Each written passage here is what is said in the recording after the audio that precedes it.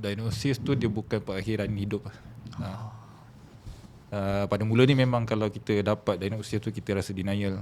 Tapi kita kena cuba adaptasi dengan diagnosis kita tu, and then jalani sajalah kita punya kehidupan kan. Jangan simpan, lepaskan beban, biar cahaya masuk dalam jiwa. Jangan simpan cerita bersama, kerana kita kuat bila saling percaya. Ada orang yang berjuang melawan kesakitan dalam diam. Ada orang melawan kesakitan dengan meluahkan. Ada juga orang yang meluahkan atau melawan kesakitan yang dialami melalui seni. Selamat datang ke podcast Jangan Simpan musim kedua, episod 2. Bersama saya, Asfar Halim, dan sahabat host kita adalah Dr. Atrash. Jadi hari ni kita bawakan seorang musician, komposer lagu dan seorang pejuang bipolar type 2. Dan seperti biasa, setiap episod musim kedua kita ada penaja pakaian rasmi. Terima kasih kepada Bak Taylor. Ingat Taylor, ingat Bak. Jadi Dr. Trash, boleh? Saya tengah promote baju. Oh, tengah promote baju lagi? Ya Allah. Jadi saya pakai hari ni baju Teluk Belanga. Kalau ni nampak tulang apa tak tahu nama dia? Tulang ikan. Tulang belut. Tulang belut. Ini nama dia tulang belut. Tulang belut. Maaf Bahak. Okey, jadi tulang belut saya pakai, ini custom made. Seperti baju Asfar ya, hari ni saya gak bergaya. Jadi terima kasih Bak kerana sudi menjadi sponsor untuk podcast Jangan Simpan season 2 sebagai penaja utama rasmi pakaian kita. Kemudian jadi guest kita hari ni. Kita cakap pasal guest. Jadi guest kita ni actually dia bukannya orang yang asing bagi saya. Beliau merupakan seorang yang saya kenal secara peribadi. Baik. Dia merupakan individu yang support saya dalam live saya di TikTok tentang memberi kesedaran tentang kesihatan mental. Jadi dia selalu ada dalam live, mesti dia adalah Haziq. Jadi inilah Haziq Amirul. Kita bawakan ke studio kita hari ini. Okey, Waalaikumsalam. Jadi Haziq, bagi audiens kita kenal, siapa sebenarnya seorang Haziq Amirul? Okey, nama saya Haziq Amirul Afiq bin Sulong. Saya berasal daripada Keluang, Johor. Merupakan anak bongsu daripada 4 orang adik-beradik. Saya anak yang keempat. Dah berkahwin dan ada seorang anak. Okey. Asal Keluang, Johor. Keluang, Johor. Sekarang tinggal area Selangor lah. Saya tinggal dekat Kajang. Okey. Baik. Aziz, sebagai seorang musician, komposer, penggubah lagu, scriptwriter sekali ke apa? Songwriter bukan? Songwriter. Songwriter kan. Scriptwriter. Kata lain. Orang lain. Ahmad Nisfu. Kan. Aziz penulis lagu Dari mana datang inspirasi untuk buat lagu, cipta lagu ni?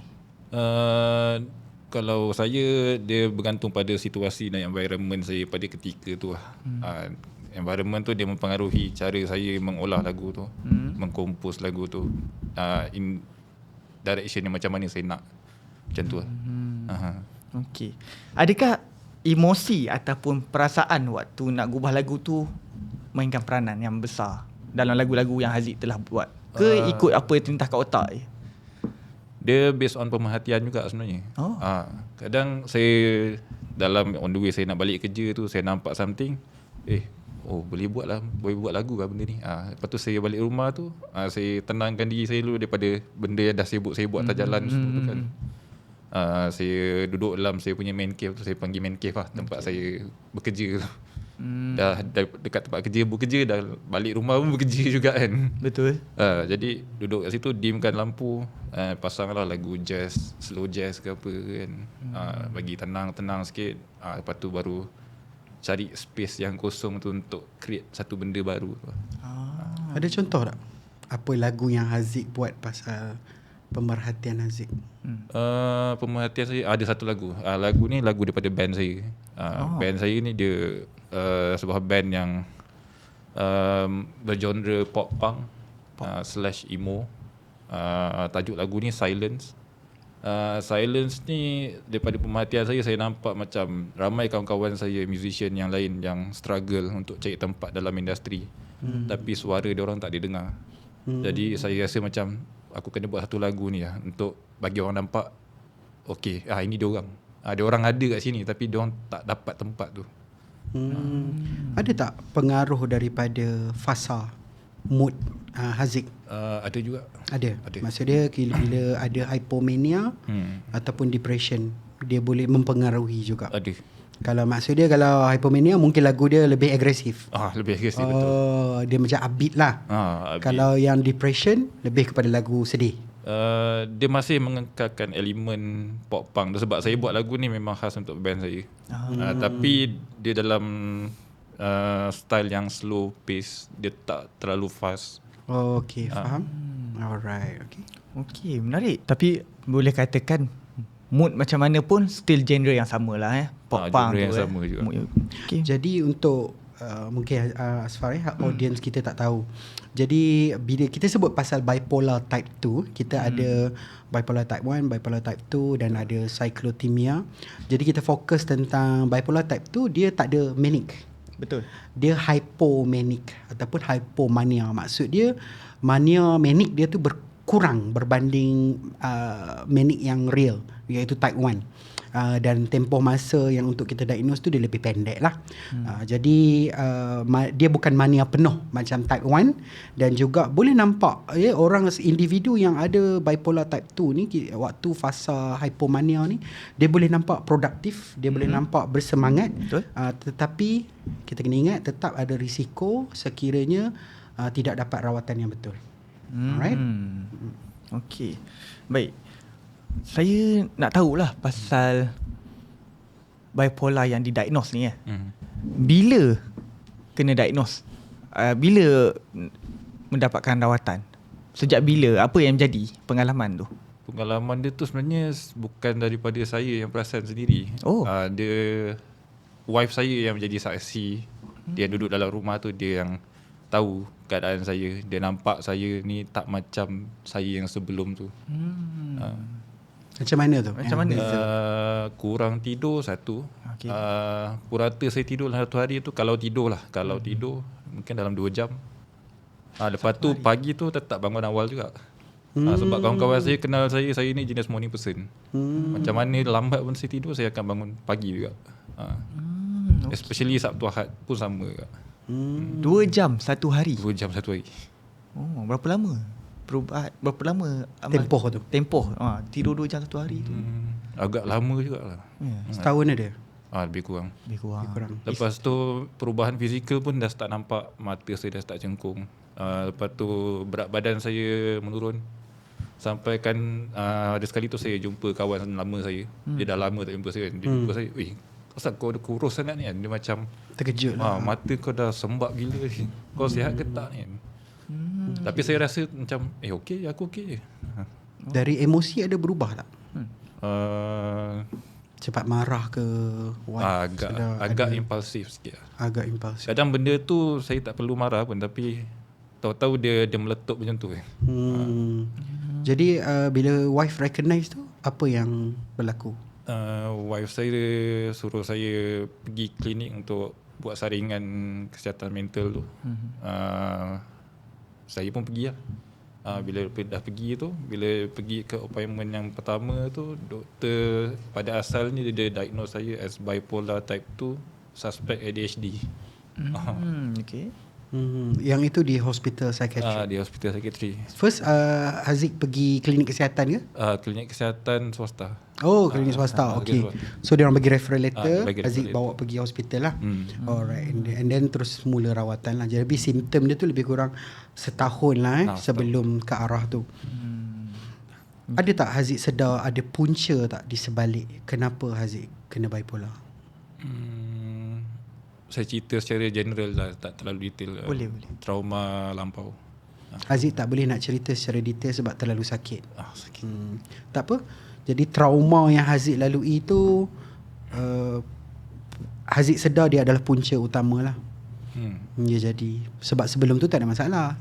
Kiranya Haziq pun boleh berkomunikasi seperti biasa, tidur seperti biasa. Waktu tu dah mula buat muzik dah.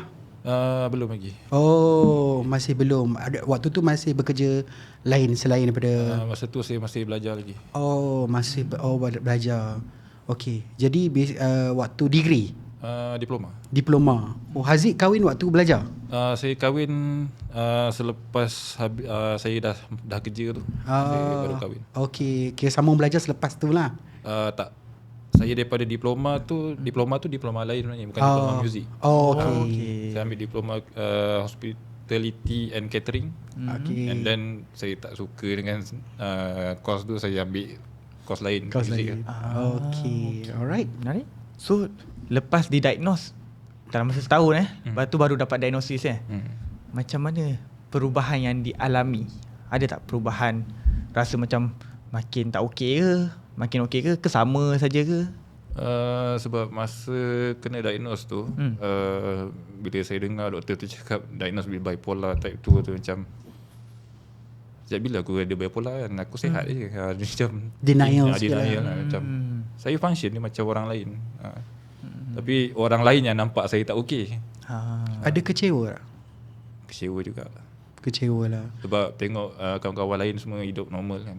Berapa- Sebab sampai satu tahap tu saya macam perasan yang aku rasa macam aku kurang rehat daripada orang lain. Orang lain ada me time ni, boleh pergi hiking, boleh pergi apa. Saya macam terlalu produktif buat benda lain.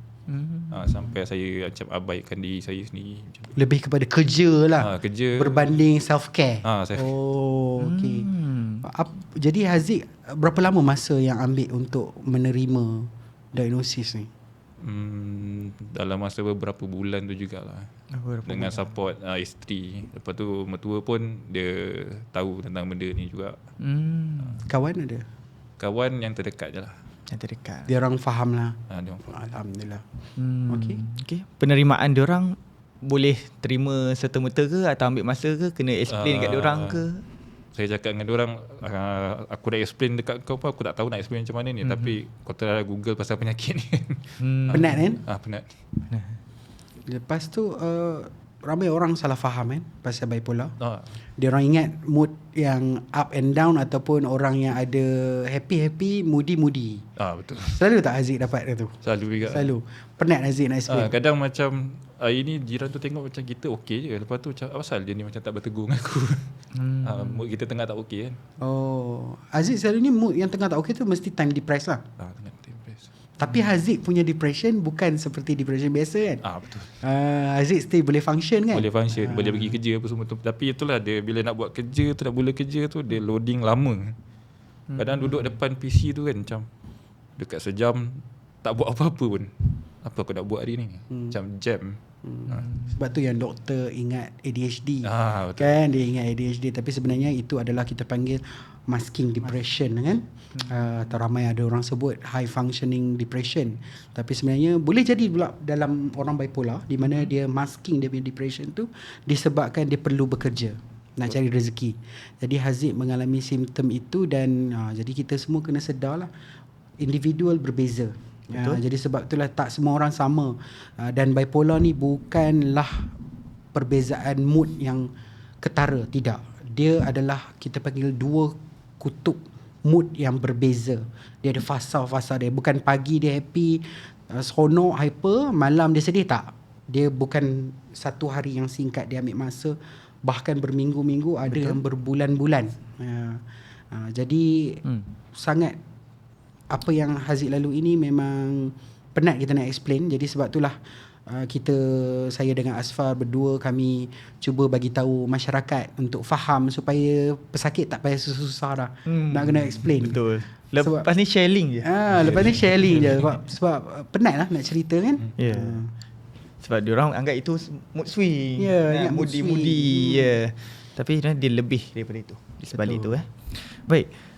Ada tak orang yang lepas dia tahu Haziq didiagnose dengan bipolar kan, dia ada letak label-label pelik-pelik ke, ataupun dia gunakan tu sebagai kelemahan? Maksudnya dia attack Haziq tak buat kerja ke, tak perform ke, dia attack ke? Sebenarnya benda tu lebih kepada kebimbangan diri saya sendiri lah terhadap orang lain. Macam aku kena nampak functioning untuk orang lain supaya orang lain tak nampak aku ni macam loser. Okay. Betul, faham. Jadi kira basically itu risau overthinking yang kita ada because kita takut orang underestimate kita. Tapi tak ada lah. Kira sepanjang Haziq berkarya, bekerja di bawah company mana-mana, tak ada yang macam dalam company klik saya semua dia supportive lah. Dia very supportive. Alhamdulillah. Dia rezekikan saya dapat klik yang macam tu. Alhamdulillah. Jadi sokongan support system dia besar yang bagus actually. Mertua, isteri, tempat kerja, kawan. mungkin ada kawan yang rapat. Alhamdulillah. Very good. Jadi apa yang Haziq faham dan kita kena jelaskan, bipolar atau penyakit mental bukan kelemahan. Ya, dia adalah gangguan mood yang boleh dirawat. Bukannya hanya bipolar label. Tidak. Dia perlu dirawat, perlu temu janji, perlu ubat-ubatan dan orang panggil apa, effort tu kena berpanjangan. Dia tak boleh sekadar dapat diagnosis lepas tu okey dah. Ada yang dapat diagnosis lepas tu dah diam. Cuma sebab denial macam Haziq cakap. Haziq memang betul, semua orang akan denial. Betul. Sama juga seperti kita kehilangan orang tersayang, kita Benar. Akan denial tentang kehilangan itu, tapi kita tak akan drag berpanjangan. Jadi kita kena faham jadi bipolar ni bukan sekadar bukan kelemahan. Dia adalah suatu gangguan mood. Okey? Betul. Baik. Saya rasa kita berehat dulu kerana Boleh? kita nak tengok VT daripada sponsor kita.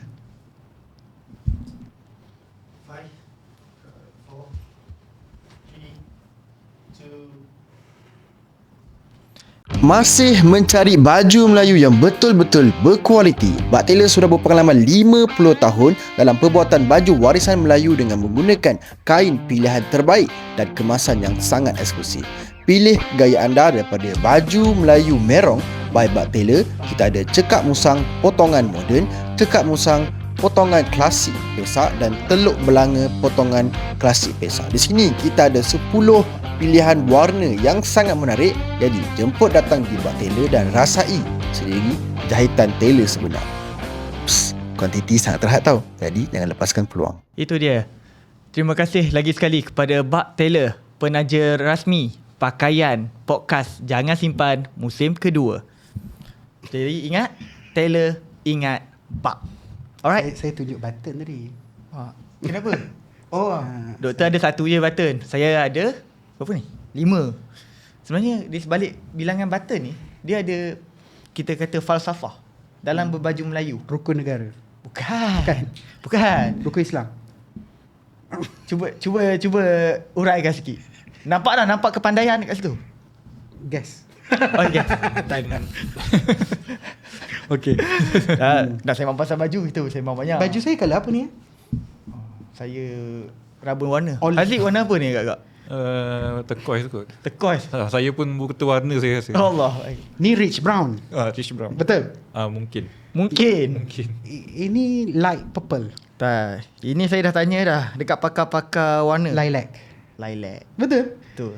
Oh, okay. InsyaAllah betul lah. Kalau tak betul, korang komen kat bawah apa warna kalau baju lelaki ni. senang je. Dia purple muda, hijau muda. Semua dia tak muda. ada kategori warna tu. Betul? Okey. Okey dah, kita kembali kepada topik kita. Alright. Kang panjang ni. Baik. Jadi Haziq dulu ni ambil diploma hospitality. Betul. Lepas tu tukar. Masuk ke muzik. Ada sebab-sebab tertentu ke ambil muzik tu?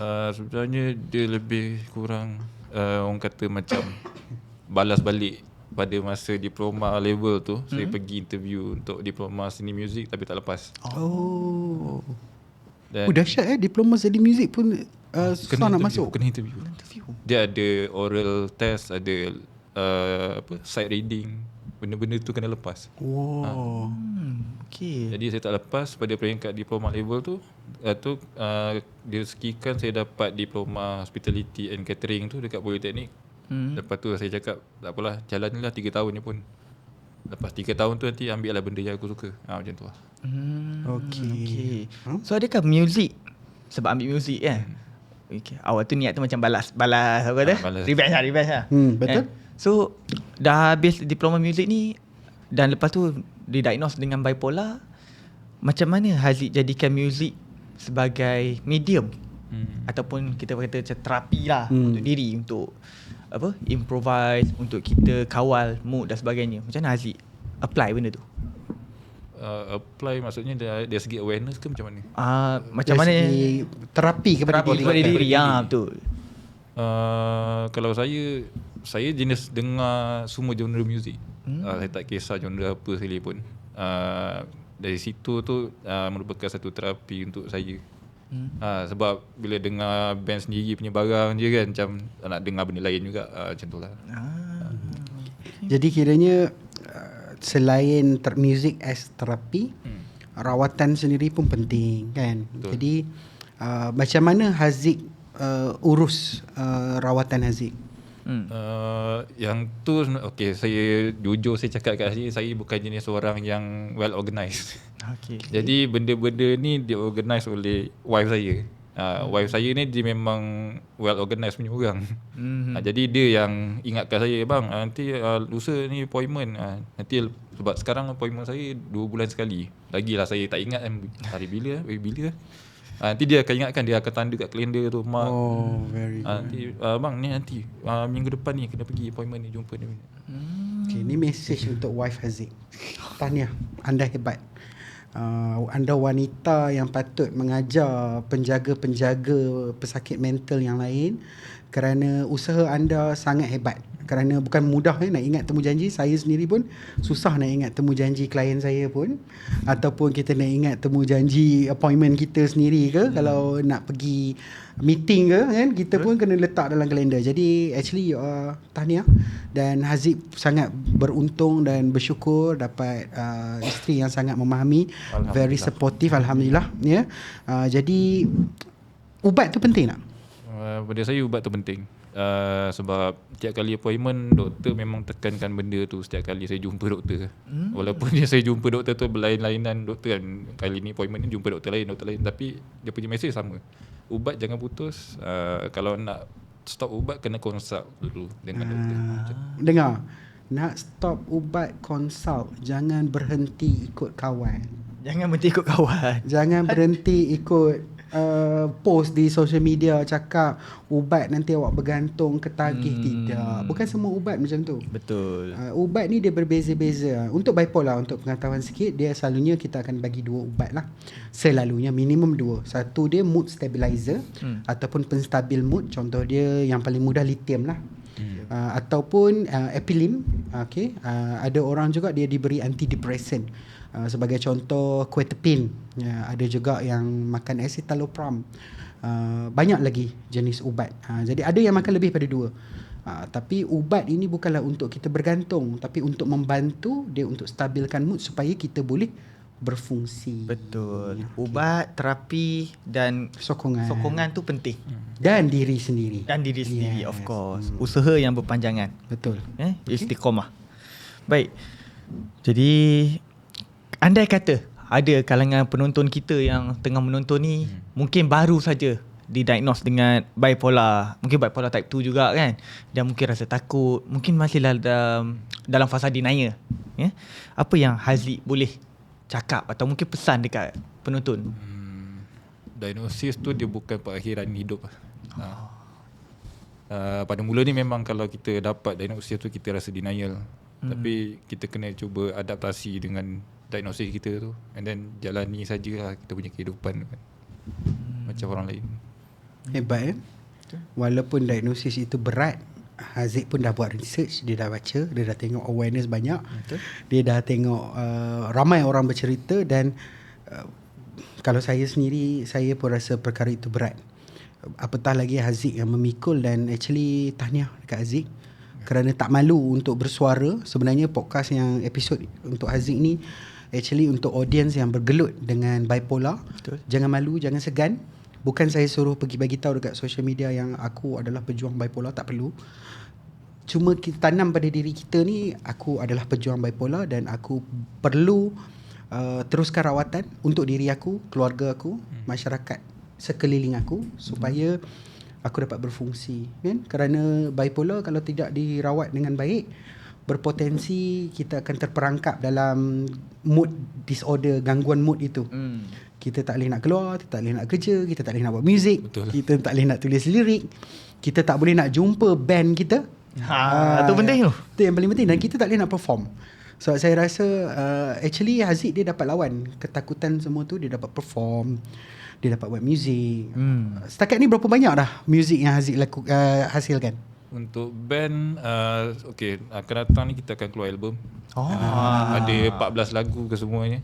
Tapi bukan 14 tu saya tulis sendiri. Ada juga daripada vokalis saya tulis, ada daripada gitaris saya tulis. Kita akan release pada bulan April, insyaAllah, kalau tak ada apa-apa halangan lah. Dan bergantung pada mood saya juga. InsyaAllah. Mood Haziq bagus. Oh, jadi bulan April ada 14 album pertama. First debut. First debut kita. Okay, hebat. Jadi sangat menarik. Jadi untuk keluarga kan, untuk keluarga kepada pesakit bipolar, apa yang Haziq harap? Harap jangan sisihkan pesakit bipolar. Treat dia macam kita treat orang normal. Dan bagi sokongan, jangan putus sokongan tu. Jangan bagi ada rasa tersisih, terpinggir. Inklusif. Kita include semua. Betul. Apa contoh orang yang layan orang bipolar, sakit bipolar ni secara special?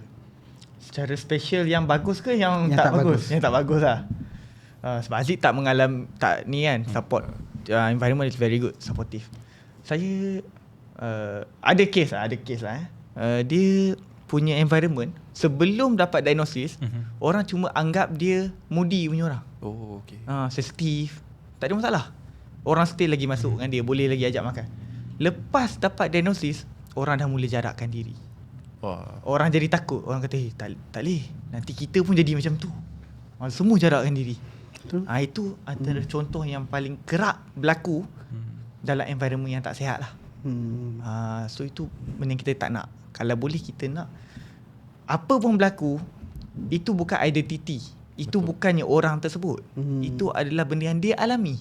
Betul. Kita bukan nak jarakkan diri, nak tinggalkan dia bila tengah susah. Betul. Kan? Sebelum diagnose elok. Apa beza dengan selepas diagnose? Betul. Still orang yang sama. Orang yang sama. Kan, sedangkan penyakit HIV sendiri, orang tu tak berubah. Label tu ya ada, penyakit tu je ada dekat dalam diri dia, dalam darah dia. Kita precaution melalui darah lah, ataupun body fluid, betul tak? Bukannya kita avoid nak berpeluk dengan dia, tak ada masalah. Nak makan sekali tak ada masalah. Jadi sama juga untuk penyakit mental, dia jangan layan special, especially benda yang micro, benda yang kecil. Contoh dia, jumpa je, kau macam mana, makan ubat tak? Kau macam mana? Dia dah penat jumpa doktor, tanya makan ubat ke tak. Doktor tanya dah. Sebab saya pernah rasa fasa tu bila dah berapa kali appointment kan. Sampai satu tahap saya tanya doktor tu, berapa kali lagi saya kena jumpa ni? Saya Fed up. Fed up, penat lah. Penat. Dia nak dilayan special. Ubat itu itulah kita, ubat tu bukan utama. Ubat itu bantuan yang core, tetapi dia bukan hanya dia. Jadi actually sama jugalah kita as educator dalam kesihatan mental, kita adalah professional dalam kesihatan mental. Jangan tanya soalan tentang ubat tu nombor satu lah. Betul. Tanya individu tu dulu macam mana. Kan? Ini pun saya cakap ni untuk kita semua lah kan. Betul. Sebagai counselor, psikologis yang mana ada dekat luar sana, tolong treat your patient as a human lah, not as a subject. Bukan subjek kita. Okay?